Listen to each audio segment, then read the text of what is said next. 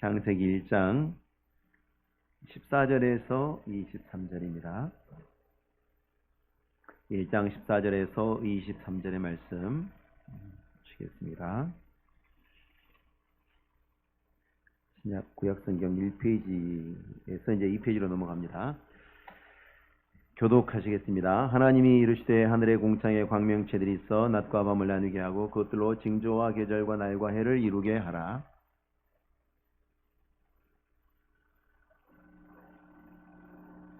하나님이 두 큰 광명체를 만드사 큰 광명체로 낮을 주관하게 하시고 작은 광명체로 밤을 주관하게 하시며 또 별들을 만드시고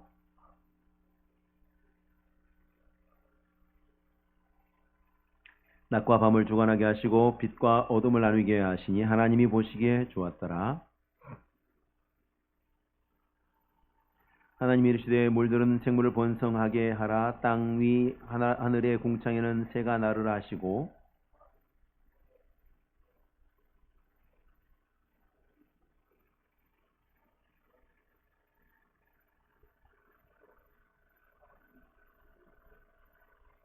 하나님이 그들에게 복을 주시며 이르시되 생육하고 번성하여 여러 바닷물에 충만하라. 새들도 땅에 번성하라 하시니라. 저녁이 되고 아침이 되니 이는 다섯째 날이니라. 아멘. 자, 넷째 날, 다섯째 날인데요. 넷째 날은 하늘의 공창에 광명체들이 있어서 낮과 밤을 나누어지게 하고 그것으로 징조와 계절과 날과 해를 이루기 위해서 그렇게 만드셨다고 이야기합니다. 고대의 모든 민족들은 한결같이 이 땅에 세상에 존재하는 모든 고대 민족들은 유대인만 빼고 이렇게 지구에 열과 빛을 제공하는 줄 알아요. 태양이 밤에 비추는 달이 또한 그들의 삶에 많은 영향을 준다는 것을 압니다. 그래서 해와 달과 특정한 별들을 100% 숭배했습니다. 해와 달과 별들을 숭배하지 않는 민족은 찾아볼 수 없습니다. 다 숭배합니다. 유대인만 빼고. 지구 어디서든지 다 보입니다. 해와 달과 별들은 다 보이죠. 그래서 그것들의 영향력에 의지해서 살아간다는 것을 발견하고 그것을 생각하게 되면, 그것까지만 생각하게 되면 당연히 그 앞에 엎드려서 숭배하면서 그것들이 주는 도움과 유익을 얻으려고 하는 마음이 드는 것은 자연스러운 일이라고도 할 수 있습니다. 하나님을 모르면 그건 자연스럽고 필연적인 결과입니다. 하나님을 알지 못하는 필연적인 결과. 당연히 자기보다 강력한 것 앞에서는 생존을 위해서는 머리를 숙이는 게 지혜로운 것이라고 말할 수도 있겠죠. 분명 달과 태양은 지구에 엄청난 영향력을 행사를 합니다. 태양이 안 뜨면 아무 농사, 곡식, 과일 아무것도 기대할 수 없죠. 일조량이 조금만 떨어져도 과일의 당도가 안 나오죠. 여러분 장마가 길어지거나 해서 일조량이 줄어들면요 과일의 당도가 안 나오고요 쌀 자체가 상품으로서의 가치가 떨어져 버립니다. 가을에 추수하긴 하는데 쌀이 아니에요. 벼가 아니에요. 농사를 안 지어보신 분들은 모르죠. 근데 실제로 현장에서는 일조량 굉장히 중요하게 됩니다. 그래서 어떤 해에는 그 비가 오지도 않으면서 그 해를 가리는 그런 장마가 오래된 그런 해들에는 별을 뵈면 이삭에 상당히 많은 분량들이 탈곡을 할 수 없는, 나달이 될 수 없는 그런 흉년을 겪기도 해요. 태풍도 안 불고 가뭄도 안 왔는데 왜 흉년이지 생각하시는데 그거 모르시는 말씀이에요. 일조량이 줄어들면 당장에 벼가 피해를 봅니다. 다른 과일들은 말할 것도 없고요. 그래서 해나 또 달이 차고 기우면서 바닷물이 들어오고 나가고 하면서 인간들은 그 징조를 알고 바닷물이 이렇게 들어오면 요게 이렇게 되겠구나, 나가면 이렇게 되겠구나, 그걸 보면서 거기서 유익을 얻죠. 지금도 그렇게 하고 있어요. 그래서 지금도 농사를 짓거나 어업에 종사하거나 그런 분들은 농촌이나 어촌에 가면요 달력에 거의 반드시 원력이 들어있는 달력을 씁니다. 그거 되게 중요하거든요. 인간이 보기에는 태양과 달과 별들은 그 위세를 인간이 감히 넘볼 수 없고 맞설 수 없는 힘이 분명합니다. 근데 하나님께서는 이 넷째 날 창조를 설명하시면서 분명히 말씀하십니다. 그것들의 존재의 목적이 뭐냐? 인간이 스스로 보기에도 미약해 보이는 그 인간, 우주의 먼지만도 못한 그 인간들을 위한 것이라고 설명을 하시는 거예요. 규모로 보지 말고, 가치는 규모가 아니죠. 큰 게 다 소중합니까? 모든 사람들이 큰 걸 다 소중하다고 생각합니까? 어떤 사람은 작은 거 좋아해요. 다른 사람들이 아무 쓸데없는 거라도 어떤 사람에게는 목숨을 걸 만큼 소중한 것들도 있어요. 그렇지 않나요? 가치라는 건 그렇게 되는 거죠. 창세기에 설명이 없으면 세계 모든 민족들이 태양과 달과 별들을 숭배하는 것이 야, 뭐 틀렸어. 왜 이렇게 어리석은 짓을 해? 그런 것들에게 머리 숙이고 숭배하고 제사 지내고 그런다고 그들이 뭐 복을 주나? 라고 지적하기 어려웠겠죠. 우리는 하나님의 이 분명한 말씀을 통해서 저것들이 왜 있는지 우리는 설명할 수 있어요. 그리고 그것들로부터 유익을 얻어요. 저 사람들도 얻어요. 안 믿는 사람도 얻어요. 그런데 그 사람들은 그것들이 유익을 주는 줄 알고 그것들을 숭배하지만 우리는 감히 말하죠. 그것들이 유익을 주는 것은 하나님이 그렇게 하셨기 때문에 그것들은 도구 수단에 불과하기 때문에 우리는 그것들이 있음으로 인해서 우리에게 유익을 주게 하신 하나님께 영광을 돌린다라고 우리는 그렇게 말하죠. 그래서 그것들을 숭배하는 것은 참으로 어리석은 일이라는 것을 사람들에게 말해줍니다. 우리가 음식을 먹을 때도 그렇죠. 음식을 우리 집에 입에 갖고 오는 건 숟가락 젓가락이지만 우리를 배부르게 해준 것은 음식이지 않습니까? 마찬가지죠. 우리 그렇게 설명해 줄 수 있죠. 근데 모든 피조물 앞에서 하나님이 만드신 모든 피조물 앞에서 인간들은 일관되게 어리석은 숭배를 지속해왔죠. 동네에 있는 당산 나무를 오래된 나무 막 숭배해. 오래된 바위 막 큰 바위 뭐 이상하게 생긴 바위 막 숭배. 동네마다 가보세요. 다 있어요 그거. 바위 몇백 년 된 나무. 그래서 우리 옛날 이야기 많이 나오는 게 신령한 걸로 많이 나오는 게 뭡니까? 뭐 천년 묵은 여우. 그죠? 1000년쯤은 돼야 돼요. 500년 묵은 뭐 호랭이 뭐 그런 것들 나와가지고 좀 일단은 많이 먹어야 돼요. 그런 것들을 막 숭배했습니다. 신이라고. 하나님이 이 세상을 창조하실 때 분명히 여기서 말씀을 하시죠. 15절에 또 광명체들이 하늘의 공창에 있어 땅을 비추라. 너희들의 존재의 목적이 뭐냐? 땅을 비추라. 땅을 왜 비춰요? 거기 사람이 있다는 거죠. 땅을 비추라. 사람이 거기 있다. 하나님이 이 세상을 이렇게 창조하시면서 이루어져 가는 과정들을 보면서 우리가 절대 또 간과해서는 안 되는 게 시간의 창조를 그 중요성을 여러분 간과해서는 안 됩니다. 하나님이 시간을 만드시고 시간 속에 모든 것들을 만드셨죠. 우린 역시 여전히 시간 속에 있죠.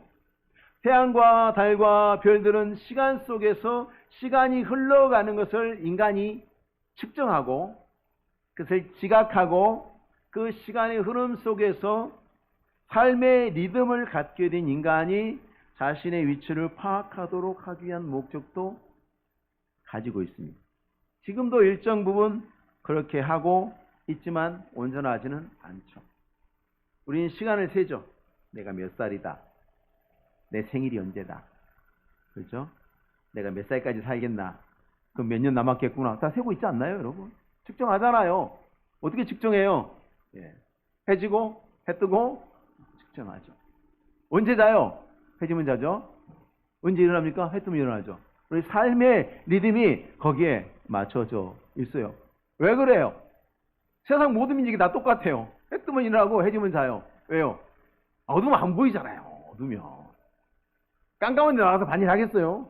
못 하잖아요. 왜? 우리 눈이 빛 아래서 움직이게 만들어졌거든. 그러니까 누가 안 시켜도 해 뜨면 나가서 일하고 해 지면 들어오는 거예요. 하나님이 그 시간의 흐름 속에서 우리가 그렇게 살죠. 흘러가는 시간을 측정하면서 그 시간 속에서 아이러니하게도 영원한 삶을 누리게 하신 하나님의 은혜를 생각하지 않을 수 없습니다. 아담과 하와뿐만 아니라 모든 피조물들이 시간이라는 제한적인 환경 속에서 죽음을 알지 못하는 영원한 존재로 영생을 향유하도록 하나님이 배려하신 거예요. 이게 엄청난 아이러니죠. 시간이 흐르는 것은 곧 죽음이 다가온다라는 것은 그 이후에 만들어진 아담의 범죄 이후에 만들어진 우리가 깨닫게 된 진리죠. 하나님이 창조하셨을 때는요, 시간이 흐르는 것이 곧 죽음이 다가온다는 것을 의미하지 않았습니다. 내가 오래 살았다, 그 얘기는 내가 죽을 때가 됐구나. 그건 지금 통용되는 말이지 그때는 아니었다는 것이에요. 이건 불교가 파악한 것처럼 흐르는 시간 속에서 인간이 삶과 죽음을 반복하면서 그 고통의 수레바퀴에서 벗어나는 것이 아니라는 얘기죠. 그 시간의 흐름과 자연의 순환 속에서 인간이 영원히 그 리듬을 타고 누리면서 죽음이 없는 삶을 누리도록 허락받았어요. 하나님이 없기 때문에 정하지 못할 죽음을 피할 수 없으니까 타협하고 수용하면서, 그러면 어떻게 우리는 위로를 찾을 수 있을 것인가? 그래서 생각해낸 게 윤회론이죠. 죽었다가 다시 살고, 그러다 보면 부처가 언젠간 되지 않겠냐? 언젠간 부처가 되지 않겠냐? 결국은 억만겁의 시간을 지나다 보면 아무리 어리석고 미련한 인간도 돌다 보면 부처가 되지 않겠냐? 얼마나 좋은 위로예요. 나 죽어? 뭐 또 환생하겠지. 다음 생에는 어떤 삶을 살까? 그런 사람들은 죽기도 쉽게 죽을 수 있겠죠. 죽음에 대한 두려움을 갖지 않는다고 죽음이 두려운 것이 되지 않습니까? 그렇지는 않지 않습니까? 그럼에도 불구하고 잘못된 가르침은 이렇게 위험한 것입니다. 우리는 죽음이 이 세상에 원래 속한 것이 아니라는 것을 하나님께 배웁니다. 하나님은 제한된 시간 속에서 시간이 반드시 죽음을 의미하는 것은 아니라는 것을 우리는 창세기에서 배웁니다. 하나님은 흘러가는 시간 속에서 우리에게 영혼을 약속하셨어요. 그 다음에 하나님이 하실 일이 또 있었겠죠. 어떤 사람들은 그렇게 이야기합니다. 만일 죽음이 없다면 지구는 생명체로 가득 차 있는데 온갖 오염과 어떤 여러 가지 갈등의 문제들로 고통받게 되었을 것이라고 말합니다. 그러나 그 사람들은 하나님의 전능하심과 하나님의 자비하신 성품을 전혀 고려하지 않았기 때문에 할 수 있는 말입니다. 만일 인간이 범죄하지 않고 하나님의 뜻에 따라서 잘 순종했다. 그러면 하나님께서 창조하신 세계의 그 시간과 공간을 더 아름다운 축복의 터전으로 다듬으셨을 것이라는 것은 분명합니다. 여러분, 우리는 인간의 배설물 더러운 것이라고 생각하죠. 어떤 생물에게는 그것이 굉장히 유용한 양분이에요. 더럽다고 생각하십니까? 그러십니까? 우리 썩은 홍어도 먹잖아요. 하이에나가 썩은 고기 먹는다고 하이에나 그러지 마세요. 사람들도 홍어 썩은 거 먹어요. 홍어만 썩은 거 먹습니까? 젓갈은 썩은 거 아니에요, 그것도? 맛있잖아요. 썩을수록 맛있잖아요. 방법은 무궁무진할 수 있어요. 또 어떤 사람들은 우주에 태양보다 말도 안 되게 큰 또 다른 태양들이 많다 그러면서 은하계 한쪽 구석에 요만한 태양도 제일 큰데 요거밖에 안 되는 그 태양을 이렇게 강조하는 것은 창세기를 기록할 당시에 사람들이 우주가 어떻게 생긴지 몰라서 너무 무식하기 때문에 이런 말 쓴 것 아니냐라고 빈정됩니다. 참 달랐죠? 그러나 다윗이 블레셋과 전쟁할 때에 다윗에게 정말 그때 간절했던 건 전쟁의 승리보다 뭐가 간절했습니까? 베들레헴 성문 곁 우물에 물 한 바가지. 너무 그리운 거예요. 내 고향. 저 우물. 그 맛은 마셔본 사람만 알지. 때로는 사람들이 보면서 다윗이 약간 정신 나간 것도 아닌가. 지금 전쟁에서 국가에서 승망이 달린 전쟁을 해야 되는 판국에 자기 고향 있는 우물가에 사람이 그런 존재죠. 가치라는 것은 그렇습니다. 창세기 기록은요, 인간도 그렇고요. 창세기의 기록을 통해서 하나님께서는 하나님이 창조하신 것이 지구 중심이다. 그리고 지구에 살아가는 하나님의 형상으로 지음받은 인간을 중심으로 이루어졌다고 단호하게 선언하십니다. 저기 몇억 광년 떨어진 곳에 무슨 태양이 있건 뭐가 있건 지구하고 닮은 별이 있건 말건 실컷 찾으라고 그러세요. 하나님 관심 없어요. 하나님은 누구에게 관심이 있습니까? 하나님 말씀하신 대로 땅을 비추라. 너희들은 임무가 뭐냐? 여러분, 태양이 지구만 비춥니까? 안 그렇잖아요. 다른 것도 비춰요. 근데 하나님의 관심은 어디 있습니까? 땅을 비추는 데 있어요. 왜? 거기 하나님의 형상대로 지은 사람이 있으니까. 그래서 이제 다섯째 날 넘어가면서 다섯째 날과 여섯째 날 여기 보면 이 여섯째 날 이제 다음 시간에 하겠습니다만은 넷째 날 지나 다섯째 날 보면은 이게 하나님이 창조의 6일 동안에 복 주신다는 표현이 등장하는 두 날이 마지막 다섯째 날, 여섯째 날입니다. 그 앞에는 그냥 보기에 좋았다고만 하셨죠. 근데 이 다섯째 날, 여섯째 날은 사람이 있으니까 그렇다 치고 다섯째 날도 복 주신다는 말씀이 등장해요. 그리고 특별히 다섯째 날의 기록에는 역동적인 단어들이 이제 등장하죠. 그 이후로는 물들은 생물을 번성하게 하라. 22절에 그들에게 복을 주시며 이르시되 생육하고 번성하여 여러 바닷물에 충만하라. 새들도 땅에 번성하라 하시니라. 하나님의 본성이 어떠하심을 본격적으로 드러내는 거죠. 하나님은 생명이십니다. 하나님 안에는 참 생명이 충만하시죠. 하나님만이 생명을 주십니다. 그래서 모든 것들을 다 준비하고 살아갈 수 있는 환경을 준비하시고 살아있는 것들 생명으로 가득하게 하십니다. 그리고 생명은 역동하죠. 죽은 것은 움직이지 않아요. 죽은 것은 침묵해요. 생명은 역동합니다. 그 활기와 움직임을 억누를 수가 없습니다. 그래서 다섯째 날, 여섯째 날 이루어지는 생명의 창조의 기록에 하나님이 복을 주신다는 표현이 등장하는 거예요. 그러니까 생명이 하나님으로부터 온 복이라는 것을 알 수 있어요. 하나님은 생명의 하나님이십니다. 우리는 비록 아담의 범죄로 죽음이 찾아오게 되는 육체의 생명을 갖고 살고 있습니다. 그건 누구도 부인할 수 없습니다. 그런데 그렇다고 해서 그 생명을 하찮은 것으로 여기면 안 됩니다. 우리는 어차피 죽을 거니까 이 생명은 아무것도 아니다. 그 영지주의예요. 비단이에요. 우리가 예수 그리스도를 믿음으로 하나님 나라의 영생을 받았기 때문에 이 땅에서 언젠가는 죽어서 썩어 없어질 이 육체의 생명은 하찮은 것이라고 취급해서는 안 됩니다.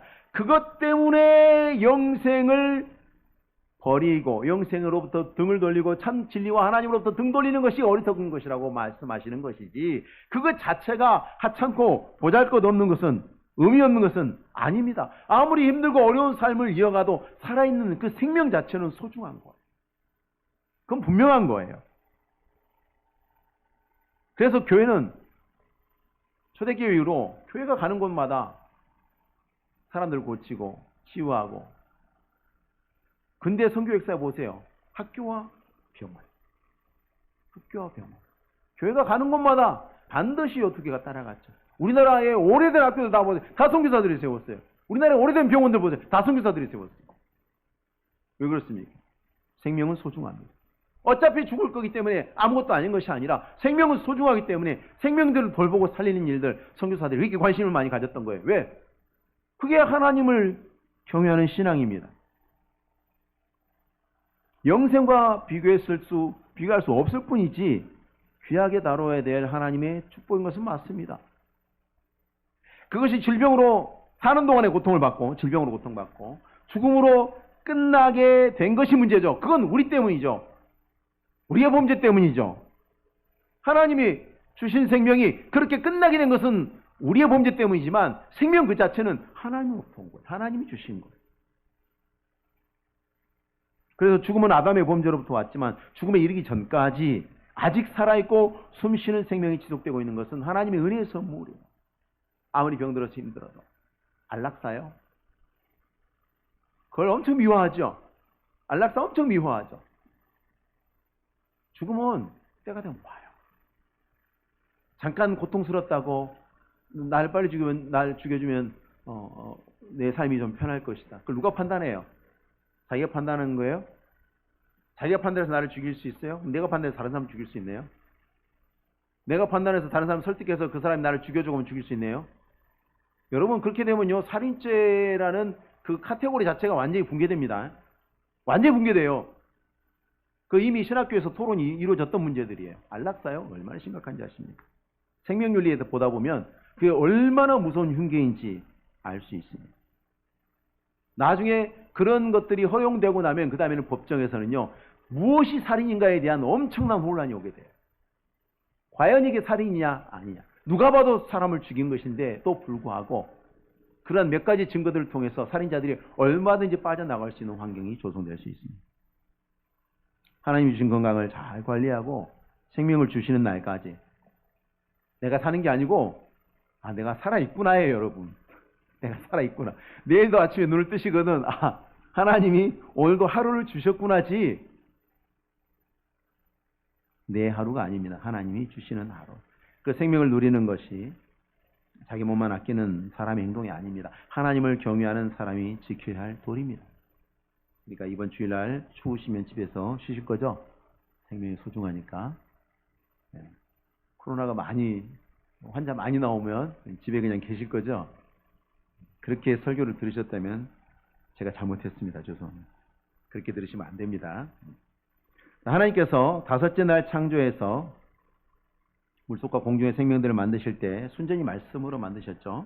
하나님 안에 참 생명이 있고 그 참 생명이 말씀을 통해서 드러나고 그 말씀으로 인해서 살아있는 생명체들이 있게 된 거죠. 온 세상에 있는 모든 생명체는 오직 한 분 하나님이 하신 그 한 말씀으로 인해서 창조되었죠. 진화론자들은 각각의 생명들이 자기 나름의 진화의 길을 걸어왔다고 허황된 주장을 합니다. 그러나 여러분, 과학이 발달하면 발달할수록 진화론자들의 주장이 사실과는 거리가 멀다는 것을 드러내는 수많은 증거들이 나타납니다. 모든 생물들의 이제 DNA를 이제는 추적하고 조사하고 지도까지 그릴 수 있는 시대가 왔어요. 컴퓨터의 도움을 받았어. 결과가 뭐냐? 하나의 지적 존재가 일관성 있는 공통의 체계를 가지고 설계했다라는 것이 양심 있는 무신론자 과학자들이 하는 얘기예요. 무작위로 발달한 생명의 체계가 아니라 모든 생명들은 어떤 하나의 일관된 체계를 가지고 있다. 그 유전자 안에. 하나님 말씀에서, 하나의 말씀에서 생명이 나왔기 때문에, 한 분만이 창조하셨기 때문에 당연한 거죠. 무질서하게 생명체들이 저마다의 길로 진화해왔다. 그러면 각각의 생명체가 가진 그 DNA 구성 방식 자체가 완전히 서로 다른 체계를 가지고 나타냈어야 하겠지만 현실은 그렇지 않습니다. 하나님께서 모든 살아있는 것들에게 생명을 부여하시면서 그들에게 땅과 바다와 하늘에 가득해서 그 터전을 누리고 살아라. 그 복을 주셨을 뿐만 아니라, 근데 하나님 주시는 복이 두 가지. 하나는 살아라의 복이고 또 하나는 살게 하라의 복이에요. 살아라. 지금 살아있죠? 이거 내 거요. 근데 니만 살지 말고 또 살게 하라. 번성하라요. 생육과 번성이죠. 생육과 번성해야 합니다. 생명체는 자신과 같은 생명체를 재생산하도록 명령을 받은 겁니다. 우리는 자식을 낳아 기르도록 명령 받았어요. 결혼하도록 명령 받았어요. 특별하게 하나님 허락하신 경우 외에는 결혼해야 되고 자식 낳아야 돼요. 하나도 안 돼요. 둘 낳으셔야 돼요. 하나만 가져야 되겠다 결심하시면 안 돼요. 왜? 그건 성경적이 아니라고 제가 분명히 말씀드릴 수 있습니다. 하나님 앞에서 말씀드릴 수 있습니다. 하나님께서 창세기에 말씀하신 이 명령을 바꾸신 적이 없어요. 적어도 둘은 낳으셔야 돼요. 오늘날 자녀를 낳지 않으려고 하는 사람들이 교회 안에 있습니다만은 믿음은 그렇게 명령하지 않습니다. 우리 자녀를 낳아야 되고 최소한 둘 이상은 낳아야 생육과 본성의 기준에 부합하다고 할 수 있습니다. 자기 나름의 여러 가지 이유와 핑계들을 대면서 자녀를 낳지 않으려고 하는 것, 하나님 말씀에 불순종하는 것이 분명합니다. 하나님이 기뻐하시지 않습니다. 하나님이 태초에 온 세상을 생명으로 채우셨던 것처럼 지금은 영원한 생명으로 많은 사람들을 부르시고 마지막 날에 새하늘과 새 땅에서 그 생명이 충만함을 완성하시겠죠. 우리가 그날에 초대되었음을 감사하지만 동시에 지금 이 나라에서 이 생명을 가지고 살 때에 하나님의 창조의 성님들을 깊이 묵상하시고 매일 주시는 생명을 감사하시고 충실하게 사시고 충실하게 누리시는 우리 성도님들이 되시길 바랍니다. 기도하겠습니다. 거룩하신 하나님 아버지 감사합니다. 주의 영광스러운 백성들로 우리를 부르셨사오니 하나님 감사합니다. 주의 진리의 말씀 가운데 이 땅과 이 세계가 어찌 되었는지 또한 깨닫게 하심도 감사합니다. 세계를 보는 올바른 눈을 주셨사오니 우리가 바르게 살게 하시고 의미 있고 가치 있게 살게 하시고 때로는 힘들고 어렵고 고통스러운 날들일지라도 그 시간과 날조차 하나님을 경배함으로 살아나갈 수 있는 믿음 가운데 인도하여 주옵소서. 감사를 드리며 예수님의 이름으로 기도하옵나이다. 아멘.